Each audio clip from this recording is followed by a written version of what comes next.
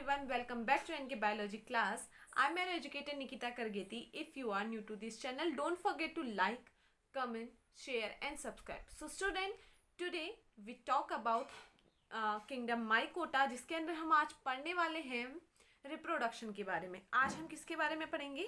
आज हम पढ़ेंगे रिप्रोडक्शन के बारे में. तो रिप्रोडक्शन आपको होता है, हम 2 टाइप्स में पढ़ेंगे, सेक्सुअल और asexual reproduction. So first of all हम बात करने वाले हैं एसेक्सुअल रिप्रोडक्शन की. सो एसेक्सुअल रिप्रोडक्शन में जो फर्स्ट पॉइंट हम पढ़ने वाले हैं वो है स्पोरेंजियो स्पोर. क्या होता है ये स्पोरेंजियो स्पोर? जस्ट इमेजिन, आप देखिए और समझिए, ये एक फ्रूटिंग बॉडी है. ठीक है, फंजाई की हम कह रहे हैं ये एक फ्रूटिंग बॉडी है. तो फ्रूटिंग बॉडी के अंदर, बाहर की बात नहीं कर रही हूँ मैं, उसके अंदर, फ्रूटिंग बॉडी के अंदर जब इस तरीके से स्पोर्स होते हैं तो इस टाइप के स्पोर्स को हम कहते हैं स्पोरेंजियोस्पोर्स. जब स्पोर्स फ्रूटिंग बॉडी के अंदर होते हैं तो हम उन्हें कहते हैं स्पोरेंजियोस्पोर्स. अब ये स्पोरेंजियोस्पोर्स 2 टाइप्स के हो सकते हैं, मोटाइल एंड नॉन मोटाइल. सो देखते हैं, हम यहाँ से 2 स्पोर्स ले लेते हैं और हम जानेंगे इन स्पोर्स के बारे में. समझिए, एक स्पोर्स कुछ इस तरीके का है.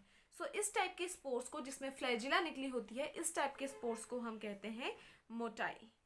एंड जिसमें फ्लैजिला नहीं लगती, इस तरीके से स्पोर्स निकले होते हैं, इन्हें हम कहते हैं non motile. So motile and non motile में तो आपको फ़र्क पता चल गया. अब ये क्या होते हैं? मोटाइल होता है मेल एंड नॉन मोटाइल है फीमेल. सो जो मोटाइल है इसको कहते हैं हम, इसके स्पोर्स को कहते हैं जू स्पोर. इस टाइप के स्पोर्स को कहते हैं हम जू स्पोर. और जो नॉन मोटाइल हैं, इस टाइप के स्पोर्स को हम क्या कहते हैं? एप्लेनोस्पोर्स. एप्लेनोस्पोर्स को हम एल्गी लाइक फंजाई भी कहते हैं. सो फर्स्ट पॉइंट जो हमारा क्या था? स्पोरेंजियोस्पोर्स. तो स्पोरेंजियोस्पोर्स का मतलब कि स्पोर्स क्या होंगे? फ्रूटिंग बॉडी के अंदर होंगे. एंड वो 2 टाइप्स के हो सकते हैं, मेल हो सकता है, फीमेल हो सकता है. अब ये मेल एंड फीमेल कैसे पहचानेंगे हम? जिसमें जो क्या हो, मोटाइल हो. दैट मीन्स कि उसमें क्या निकली होगी? फ्लैजिला. सो वो क्या कहलाएंगे? आपके मेल. एंड हम उन्हें क्या कह रहे हैं? जूस्पोर्स.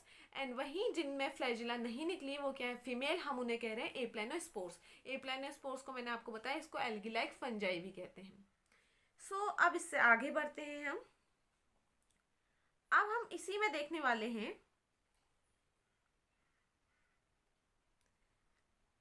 इसके बाद जो नेक्स्ट पॉइंट आता है, हमने देख लिया जूस्पोर्स, स्पोरेंजियोस्पोर्स, जिसके अंदर हमने पढ़ लिया और भी स्पोर्स के बारे में, जूस्पोर्स एंड आपका जो एप्लेनोस्पोर्स. अब इसके आगे हम नेक्स्ट पढ़ने वाले हैं कोनिडिया.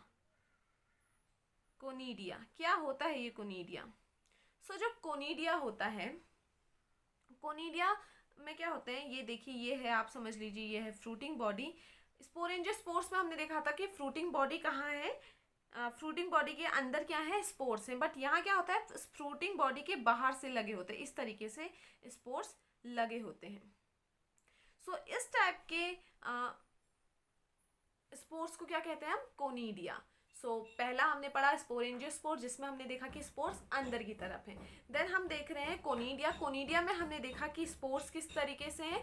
स्पोर्स फ्रूटिंग बॉडी के बाहर लगे हुए हैं. इनको हम क्या कह रहे हैं? कोनिडिया. कोनिडिया के बाद हमारा जो स्पोर्स आता है, कोनिडिया के बाद हमारा स्पोर आता है ओइडिया. अब हम देखने वाले हैं ओइडिया क्या होता है. ये सारे एसेक्सुअल रिप्रोडक्शन के स्पोर्स देख रहे हैं हम. सो ओइडिया क्या होता है? देखिए, ये समझ लिए, ये एक हाइफे है. हाइफे के बारे में, अमाइसिलियम हाइफे के बारे में मैं आपको इससे पहले वाली वीडियो में समझा चुकी हूँ. अब मैं कह रही हूँ कि जो हाइफे है, इस पोर्शन से ये हाइफे कुछ अपना इस तरीके का स्पोर की तरह अपना स्ट्रक्चर बना लेता है. इस तरीके का स्ट्रक्चर अपना बना रहा है. तो इस टाइप के स्ट्रक्चर को हम क्या कहते हैं? जब ये क्या किसकी तरह बना दे रहा है? एक स्पोर्स की तरह हाइफे की बॉडी क्या बना दे रही है? एक स्पोर्स की तरह स्ट्रक्चर बना दे रही है. तो इस टाइप के स्ट्रक्चर को कहते हैं हम ओइडिया. इससे ही क्या हो जाता है? आगे को जर्मिनेशन स्टार्ट हो जाता है.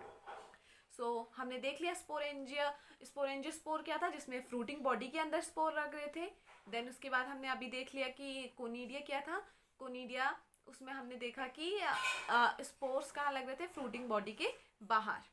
एंड अभी हमने देख लिया ओइडिया। ओइडिया में क्या हो रहा है कि जो हाइफे है वो हम कह सकते हैं स्वाइल अप होके एक स्पोर्स की तरह स्ट्रक्चर बना रहा है, इसी को हम क्या कह रहे हैं, ओइडिया कह रहे हैं।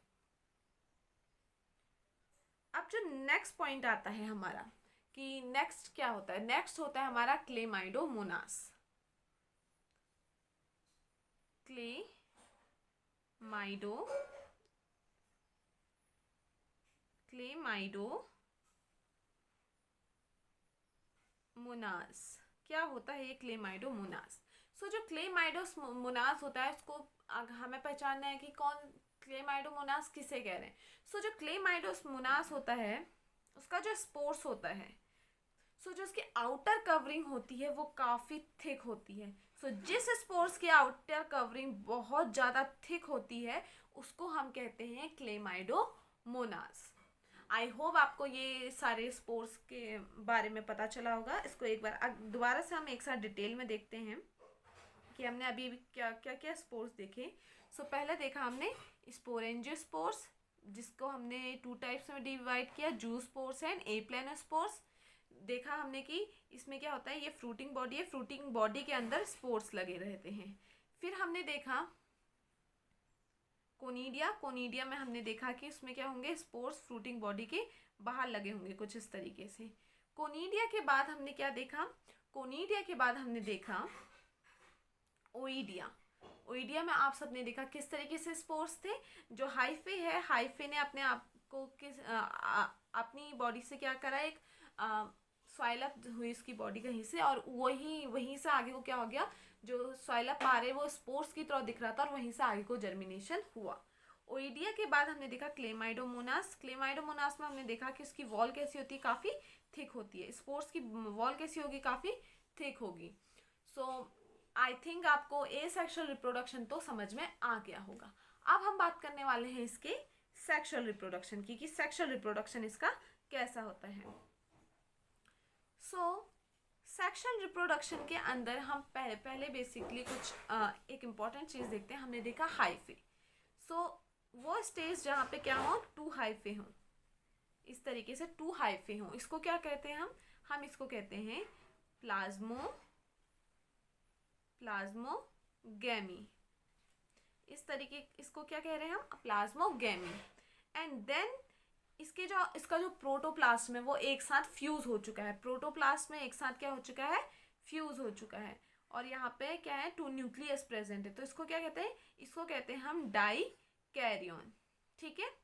एंड डाइकैरियन के बाद ये न्यूक्लियस जो आप देख रहे हैं, यहाँ पे भी है एक न्यूक्लियस, यहाँ पे भी है, ये न्यूक्लियस आपस में फ्यूज हो जाते हैं। फ्यूज होने के बाद क्या है, ये क्या किस में कन्वर्ट हो जाते हैं, 2n में कन्वर्ट हो जाते हैं। तो यहाँ पे क्या बनता है, जाइगोट बनता है।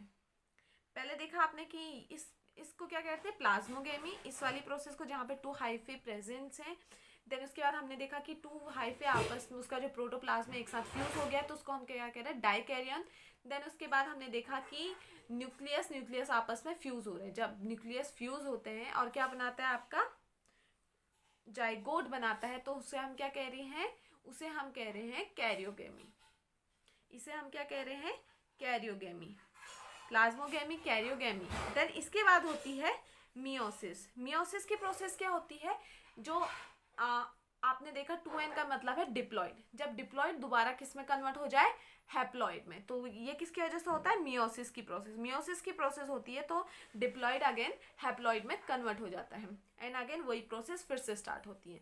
तो ये था plasmogamy, dikaryon, karyogamy and meiosis.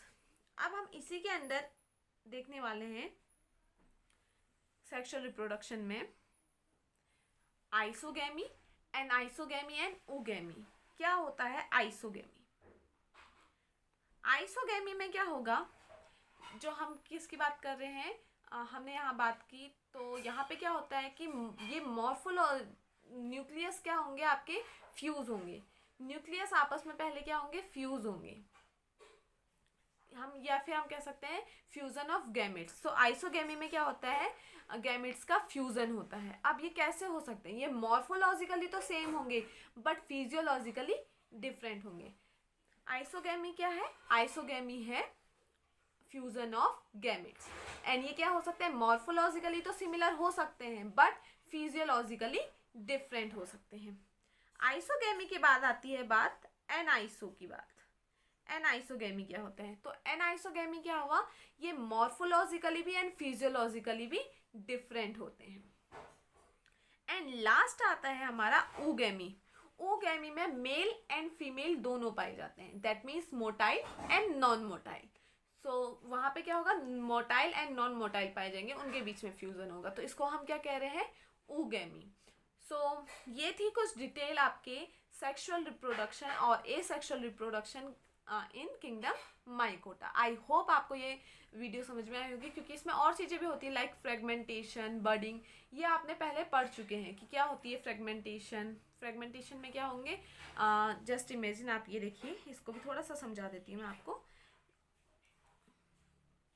इसको हमने बीच से कट कर चुके हैं।